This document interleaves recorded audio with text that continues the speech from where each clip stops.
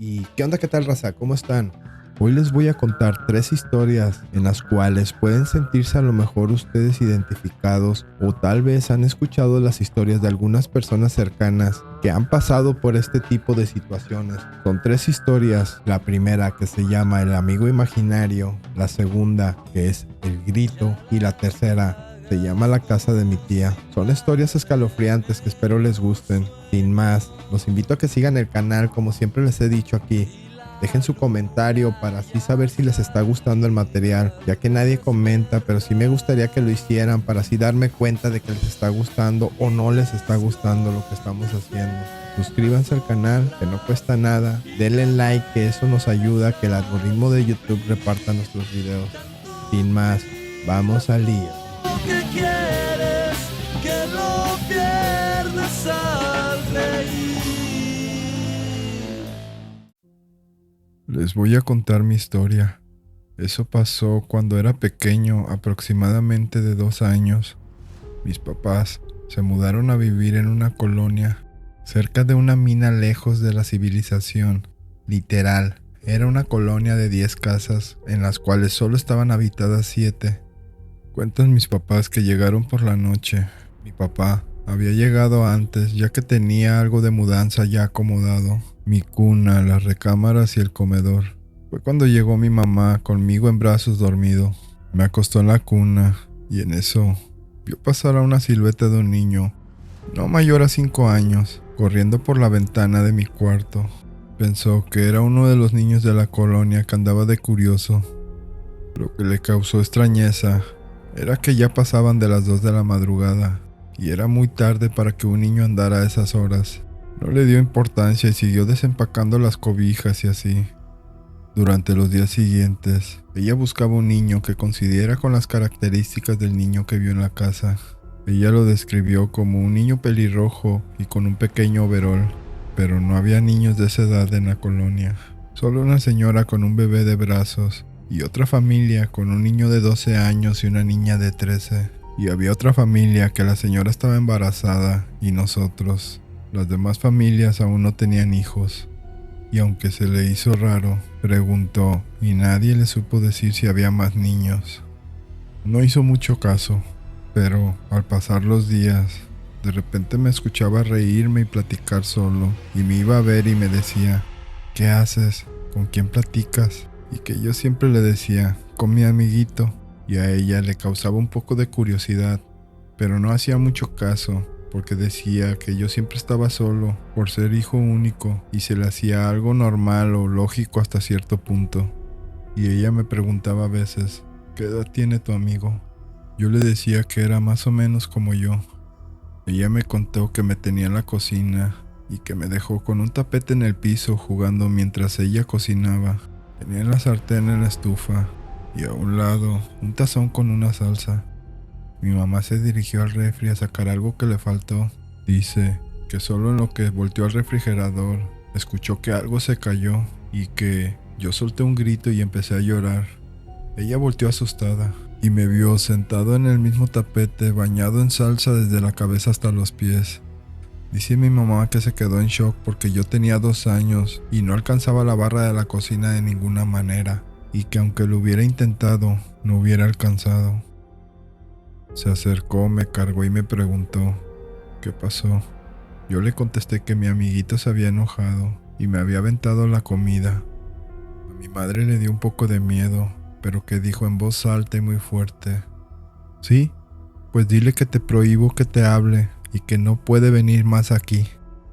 Y que después de eso ya no se volvió a mencionar. Nos fuimos de ese lugar al poco tiempo. Pasaron 10 años y por razones del destino, mi papá regresó a trabajar a la misma empresa. Yo ya tenía 13 años y ya vivíamos en un pueblito más habitado que la colonia cerca de la mina. En un evento de la empresa, iban todos los empleados con sus familias y yo estaba sentado en la mesa solo, viendo que todos se saludaban y así, cuando de repente se sienta una niña de 5 años a mi lado. Hola, ¿tú eres Raúl?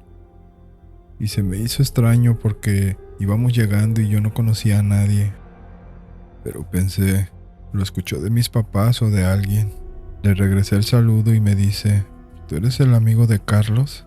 Y yo así, ¿qué pedo con esta niña? Le contesté, ¿cuál Carlos? A lo que ella me contestó, nuestro amigo, el que vivía en nuestra casa. Y ahí fue cuando me empezó a dar un poco de miedo porque no sabía de qué me hablaba. Le dije, creo que me confundes, nena. Y ella insistía, no, tú eres Raúl, él me platica mucho de ti. En eso se acercaron su mamá y mi mamá platicando, y la niña le dijo a su mamá, mira mamá, él es Raúl, el amiguito de Carlos. Mi mamá y yo nos quedamos viendo a la niña y a su mamá. La señora volteó y me vio y le dijo a mi mamá, Carlos es su amiguito.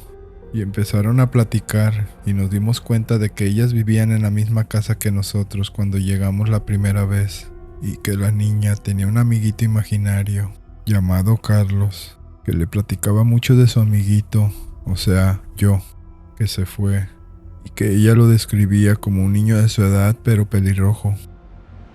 Trato de darle explicación, pero no puedo entender cómo dos niños de 7 a 8 años de diferencia sin conocerse tuvieron la misma experiencia en la misma casa. Me dio mucho miedo en su momento, pero es de lo más random que me ha pasado y que pudimos confirmar de varias versiones. Pues voy a contarles mi primera experiencia. Es solo algo que me intriga mucho, a pesar de no creer en esto. Fue justo en la madrugada de este martes. Yo estaba atorado con mi tarea de programación, y sigo estándolo, pero bueno. Estaba escuchando música, empecé como a las 11 de la noche. Ya habían pasado 3 horas y yo seguía allí. Pero fue entonces cuando escuché algo muy agudo. Al principio no lo distinguí porque traía audífonos. Me los quité y entonces noté que el ruido venía de la calle, como si lo que lo estuviera haciendo venía caminando por ahí. Yo vivo justo a la mitad de la calle, y entonces pensé que era el vigilante sonando su silbato recorriendo la calle de extremo a extremo. Pero cuando más se acercaba el sonido, menos parecido a un silbato era. Cada vez sonaba más como el grito de una mujer. Este grito era muy escalofriante. Yo estaba al borde de un ataque cuando el grito, porque ahora sí estaba seguro de que era un grito que te lava las venas, cuando sonó justamente enfrente de mi casa. Allí ese grito sonaba de una forma que no sé describir, pero parecía una mezcla de dolor insoportable con un odio incontenible, solo que para que después siguiera el mismo grito recorriendo la calle a la misma velocidad, como si fuera tranquilamente paseando por ahí. Era algo muy contradictorio.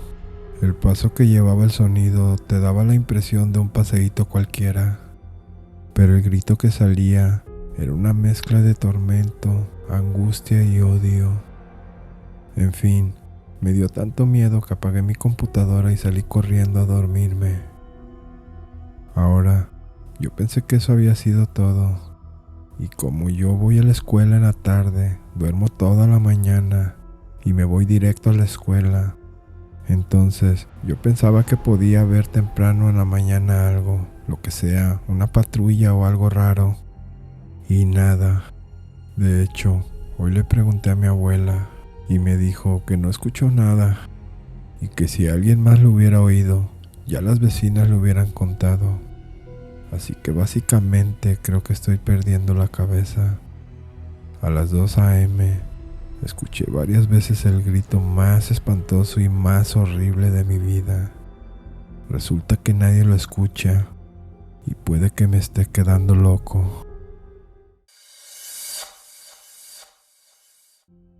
Voy a contarles lo que le pasó a una tía aquí en Culiacán. Resulta que hace como 30 años, cuando se acababa de casar, compró una casa, pero esa casa estaba muy cerca de un panteón. Nunca se imaginó lo que pasaría allí. Ya los días que se acomodó bien con sus muebles, los cuartos y sus cosas, le empezaron a pasar muchas cosas raras. Mi tía tiene 9 hermanas, incluyendo a mi mamá, y pues como la casa era grande, otras 2 tías vivían con ella. Esa casa estaba cerca de la de mi abuela, así que siempre tenía mucha gente, y en algunas ocasiones se quedaba sola. Una noche se quedó con otra tía, y ya casi era hora de dormir. Empieza a escuchar muchos pasos de gente caminando y hablando como si hubiera alguna fiesta en el piso de abajo. Ella no se asustó porque pensó que todos habían llegado temprano de la fiesta. Cuando bajó a atender a la gente, se dio cuenta de que no había nadie. Se sacó un poco de onda, pero no se asustó, así que se volvió a acostar. Y una vez más, como a las 12 de la noche, escucha que tocan la puerta de la casa. Le pide a la otra tía que la acompañe, ya que era tarde. Van y abren la puerta y no era nadie. La calle estaba sola. Rápidamente se fueron a acostar para dormir. Al día siguiente en la mañana, no contaron nada porque pudo haber sido una broma o algún borracho. Y mi otra tía se fue y dejó a mi tía, la dueña de la casa, sola. Ella se puso a lavar los trastes y terminó. Después se puso a lavar la sala. Cuando empezó a escuchar que los tenedores y las cucharas se empezaron a mover solos, volteó rápidamente a la cocina y todos los trastes empezaron a temblar. Se asustó, subió a su cuarto y allí se quedó un rato. Más tarde, todavía no llegaba nadie porque todos estaban crudos por la fiesta anterior. Salió al patio a lavar la ropa. Era uno de esos patios grandes con un árbol atrás, y pues enseguida estaba el panteón. Ella empieza a lavar a mano su ropa, cuando de pronto escucha detrás de ella: Rosa, voltea. Rosa, te voltees.